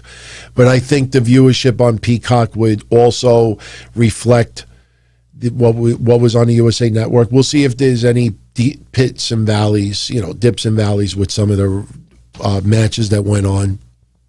But yeah, see, that's what happens in the chat room. Then I got to give away $1,000 in merchandise. So we'll work on it. But everyone, I thank you all for tuning in. If you have not checked out NXT TakeOver, night 1 or night 2, my honest opinion would be definitely go check it out. It was fun 2 nights. I mean, there really was not much to complain about. Some of the outcomes were surprising. But every match really, did what it needed to do. The women's tag match might have been a little bit, uneventful. The number 1 contenders tag match tonight was kind of ridiculous. But the matches that needed to deliver, pun intended, NXT stand and deliver, they delivered tonight. And they delivered yesterday as well. Now we're going into Tuesday with a lot of new champions. And we're going to have Taya Valkyrie make her debut. And who knows what else is to come. Something tells me we're going to have some additional surprises coming. And we'll see if we get 1 or 2 people from the main roster show up in NXT. I think that's something that might be necessary. But, all right, one last before we go. He's basically biting off of my joke that I said earlier this year. Crazy Cruiserweight says, what do you call the kids who grew up in watching NXT in 2032? Early this year, I said, what do you call Brie Bella's kid, Nikki Bella's kid, who else gave her? Oh, and Becky Lynch's kid in 2032. That was my joke earlier this year. What do you call Brie Bella's kid, Nikki Bella's kid, and Becky Lynch's kid in 2032? You call them quarantines. Cruiserweight, you got to give me credit for that one. I made that joke up myself, but the quarantine joke has been floating around, though. Cruiserweight is good people, as all of you as well. And once again, before I go, I know it's not Wednesday, but if you enjoyed the show, smash that like button. That tells YouTube you enjoyed the show, and they in turn will recommend it to others. So I thank you for joining me tonight, and I will be back here less than 24 hours. We will get into it, 10:05 p.m. Eastern on Friday night. Much love, my friends. Have a great night, and I will catch you all again Friday. Ciao, everybody.